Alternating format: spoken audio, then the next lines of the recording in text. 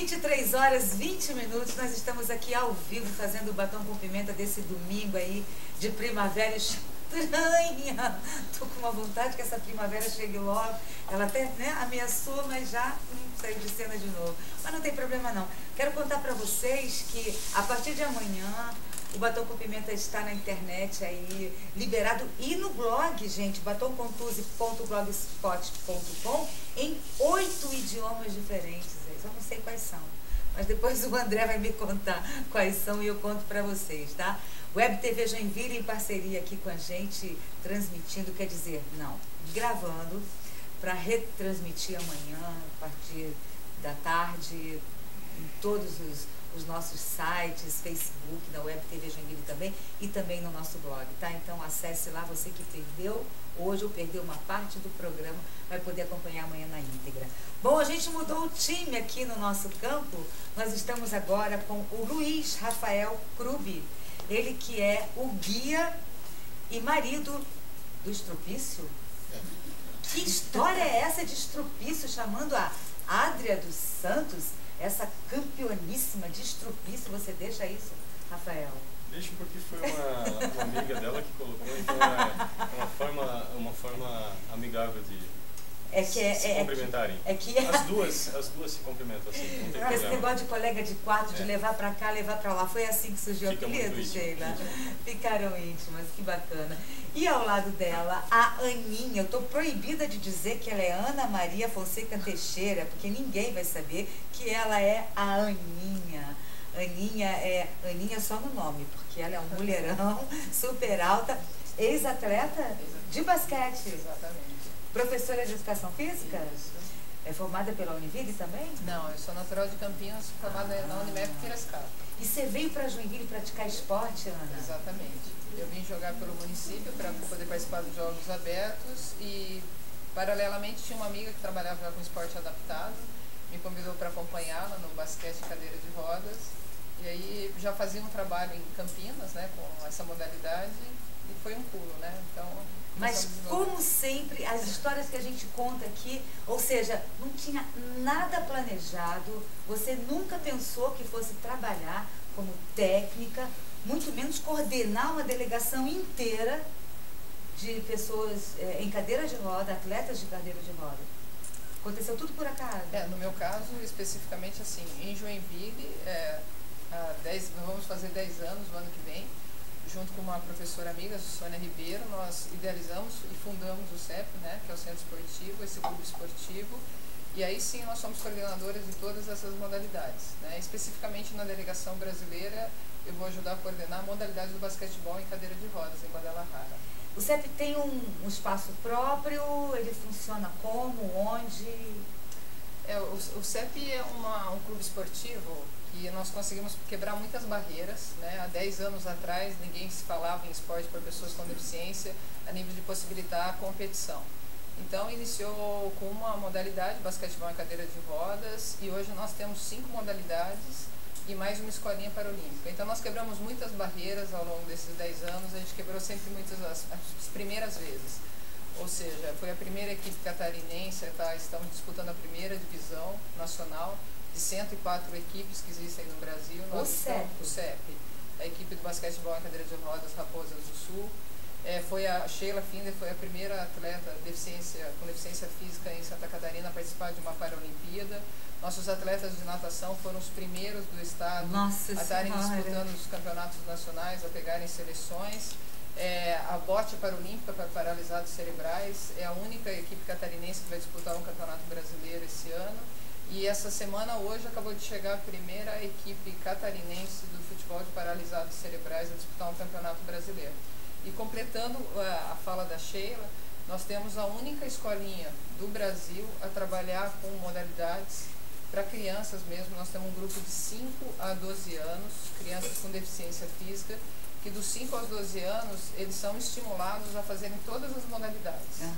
Então eles praticam atividades físicas, trabalham coordenação motora, lateralidade. Passam por todas? Eles passam por todas, é uma proposta nossa para não fazer uma iniciação precoce. A gente detectou ao longo, como aconteceu no caso da Sheila, quando a Sheila iniciou e a gente estava fazendo as pesquisas, me chamou muito a atenção ao vê-la, a questão da pergunta, até como era o tempo dela, E aí, ao pesquisar na internet, eu comecei a ver que as concorrentes internacionais da Sheila, todas tinham um histórico infantil.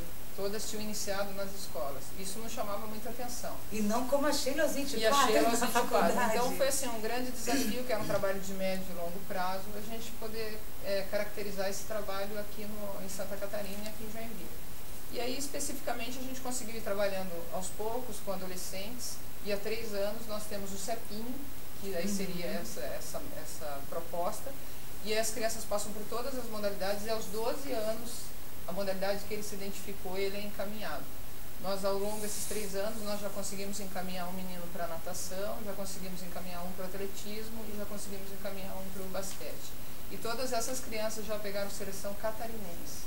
Então a gente fica bem contente, como foi falado no bloco anterior, por trás delas, hoje eu acredito que elas já são espelhos para muitas crianças, e o que nos chama a atenção é que você pegaria um tempo atrás, talvez a Adria, a Sheila, qual que seria o ídolo delas, né? Você pegava um atleta da natação, talvez fosse um Celo, fosse um Gustavo Borges, Xuxa. E hoje um Xuxa, e hoje as crianças do CEPinho os têm como espelho. Então acho que a responsabilidade delas aumenta um pouco, e a gente, é lógico, fica gratificado por esse trabalho. E a sua também, porque eu quero ver aonde a senhora vai parar com tudo isso.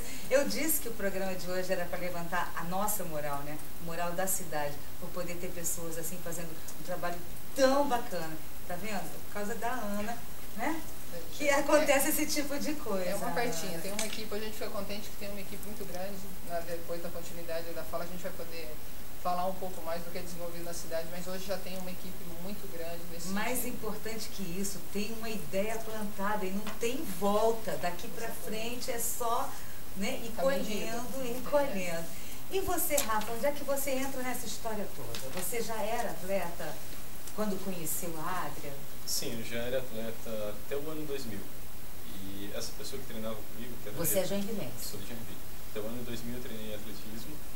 E esse meu colega que treinava comigo, Gerson Finito, corria com a Adria anteriormente. Sim. Então ele me falava muito bem dela, desde Atlanta. Quer dizer que foi ele que fez a cupidagem. Pode-se dizer que sim. E quando ela veio para cá em 2003, eu tinha fotos dela, tinha reportagem, coisas que ela nem imaginava assim. Eu acho que eu já admirava ela no esporte, né? E em 2003 veio para Joinville, começamos a namorar. Na pista de atletismo. Namorando o ídolo, olha que bacana. E na pista? Na pista foi o nosso primeiro beijo foi na pista? Não, o nosso primeiro contato foi na pista, né? E daí um dia ela pediu pra arrumar o computador na casa dela e aí foi embora. Estamos juntos até hoje. A Adria usou o velho truque do computador. Me ajuda com o computador lá em casa. E foi assim. Foi assim. Daí em 2005 começamos a correr juntos. Como é que é? Eu fico impressionada, porque assim, se ela é fera, você tem que ser também. Porque, né, você vai na frente, do lado. Como é que é o teu posicionamento como guia da Adria? Dentro da regra eu tenho que correr ao lado ou atrás da atleta, né? Ela tem 2 raias para percorrer a distância, né, que equivalem uns 2,5 metros aproximadamente. Ela não pode ir acima dessa raia ou abaixo. Então ela tem esse limite, essa delimitação, né? E essa é a minha função como guia. Eu tenho que estar melhor preparado, né, do que ela, pelo menos ter uma certa vantagem. Por quê? Porque senão eu fico para trás, né? Você não pode estar preparado igual. Você tem que estar mais condicionado ainda? Um pouquinho, pelo menos. Por causa do apoio, isso? Tem que ter uma certa vantagem, porque você vai conversando com o atleta, vai falando com o atleta, vai gritando durante a prova. Eu corro no ritmo dela, né? Eu tenho que estar correndo no ritmo dela, então isso também cansa um pouco o guia, né? Dificulta. Não é minhas passadas, não é o meu tipo de corrida, é o tipo de corrida dela. Então, como eu sou maior, mais alto, né? Ela tem uma passada menor, então tem que cadenciar, limitar um pouco a tua... Eu me limito um pouco correndo no ritmo dela. Isso é incrível, e quem ganha a medalha é ela. Não rola aí um tipo assim de frustração? Eu fico feliz com o diploma que eu recebo, porque Você recebe diploma? Geralmente nas competições internacionais o guia recebe um diploma de participação. Para mim é suficiente, porque eu sempre falo que o esporte paralímpico é deles, né? Não é para mim. Eu participo do esporte paralímpico, mas não sou eu que tenho que aparecer. Eu, como atleta, fui um atleta nível estadual, né? Não passaria disso, não chegaria a uma Olimpíada ou um Pan-Americano. não mereço essa medalha, entendeu? Esse é o meu ponto de vista. E por que seus olhos estão brilhando? Porque eu estou falando o que eu penso. Você se emociona? Quando eu falo o que eu penso, sim. O que Quando te eu falo o que eu sinto, né? O que te emociona, Rafael, assim, nesse sentido? Porque você é uma doação também que você faz, né? Você empresta os teus olhos para tua mulher, para a atleta que você guia, né? Como é que isso rola entre vocês também? A Adria tem uma boa noção da pista, né? 24 anos correndo, ela basicamente, se ela quiser correr uns 400 metros, sozinha? Não, sozinha não, mas ela não consegue, ela não precisa nem encostar no guia. Ela consegue ter uma noção de pista, onde é reta, Sim. onde a curva é muito boa, né? Então, eu sou um auxiliar para boa performance. Mas vocês fazem contato? Às vezes sim, às vezes... E o que pode e o que não pode para um guia? Somente não posso passar à frente dela. Essa pode ter contato, você pode falar com ela, você pode tocar nela ou ela tocar em você? Segura na mão ou não? Esquecendo disso. Uma cordinha, né? Pode ser um cadastro de tênis, pode ser hoje eles estão usando velcro também, então tem várias formas de... Sim. O contato é lateral, sim, pode ser nessa distância, pode ser maior, depende do atleta, né? Geralmente nas curvas ocorre o contato. Quando o atleta vai fazer a curva, ele encosta no guia, no braço, no ombro. Tá? Agora, uma perguntinha que não quer calar. Vocês treinam juntos? Sim. Vivem juntos? Sim. E aí? Não cansa, não? É que aí não tem aquele momento de minha mulher está na atividade mistura, dela, né? E eu não estou na minha atividade. Né? O relacionamento fica todo o tempo misturado. 100%, né? Isso é muito bom, por um lado, é interessante porque eu estou sempre com ela, ajudo no que ela precisa, ela me ajuda no que eu preciso, né?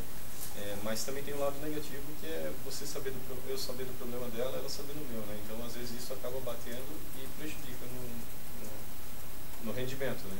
Mas a tendência é o certo seria você separar isso na hora que vai para a pista e na hora que vai para casa, né? Tentamos, às vezes não dá. Mas estão aprendendo juntos. Sim. Também, né? Como é que você vê a história deles, Ana? Como técnica? A gente vê uma história muito bonita, né? A educação, eu acho que eles hoje têm um profissionalismo muito grande. Acho que a fala do Rafael diz tudo. Acho que eu acompanho um pouco. Eles já tiveram essa maturidade, acho que os resultados mostram isso. Eles saberem separar muito bem e os anos dizem, acho que essa perfeição, essa busca, acho que eles têm um objetivo muito claro, pessoal e profissional, e souberam ter essa maturidade para que nada possa estar intervindo, nem nos resultados profissionais. Eu acho que até nessa busca de profissional, eu também complemento dizendo que nesses últimos anos, eu acho que é uma alegria para a gente, eu faço um parênteses assim, eu estou há alguns anos trabalhando na área. Quantos anos, Ana? Eu particularmente estou há 15 anos, mas assim, desde que eu me formei, fiz a opção em estar trabalhando, mas sempre fui muito questionado, né? Porque era um segmento do qual a educação física ainda não tinha um olhar para a pessoa com deficiência. Então as pessoas assim sempre, olha, isso sempre daquela maneira que ou era paternalista, ou era fraternal, ou era de alguma coisa muito voluntária. Mas o que então, que te questionavam? Porque, assim, no primeiro momento as pessoas olhavam e falavam assim, olha, qual que é a sua deficiência? Me procurando se eu tinha alguma prótese, se tinha alguma limitação, porque afinal assim... de contas, uma pessoa sem deficiência não teria interesse, não poderia, né?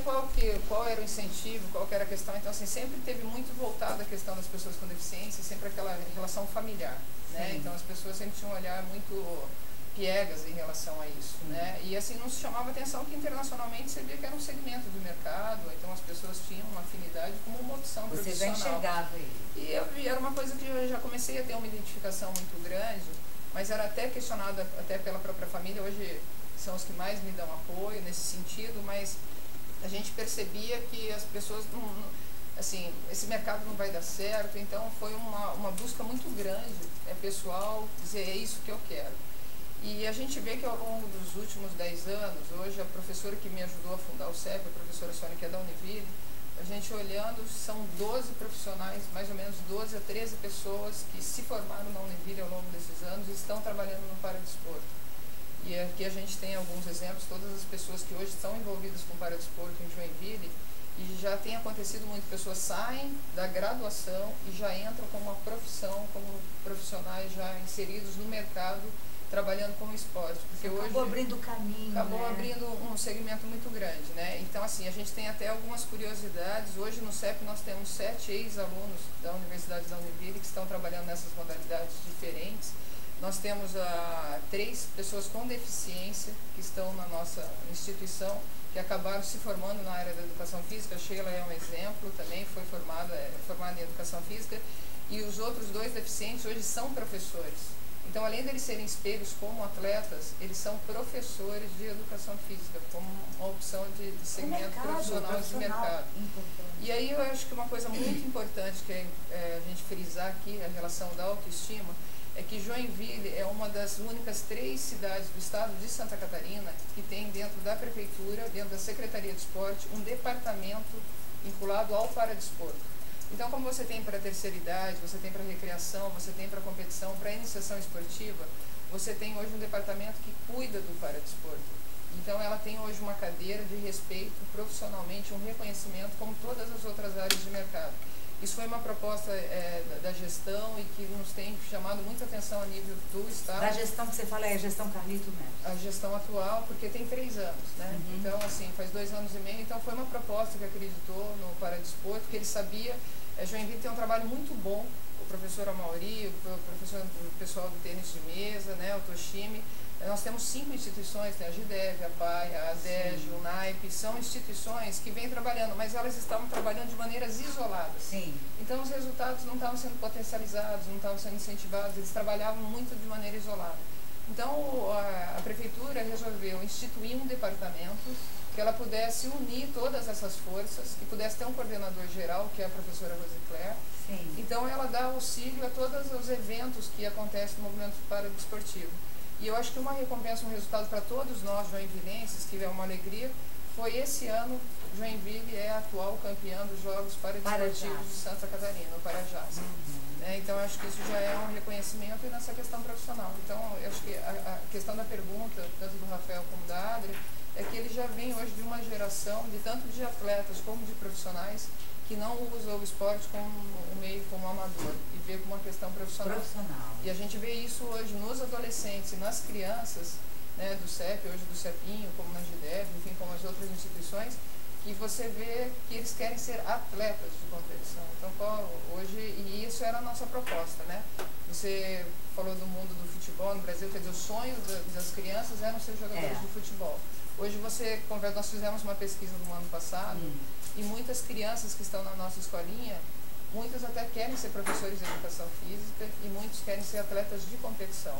Vocês acabaram gerando novos sonhos. Isso é uma coisa que nos incentiva diariamente. A responsabilidade triplica, né, com isso, porque é toda uma estrutura, toda uma logística, mas o que nos incentiva, assim, enquanto educadores, antes de mais nada, a questão de uma pergunta nos bastidores que foi colocada, o que o segundo lugar significa, né, se é o primeiro perdedor ou não nesse sentido.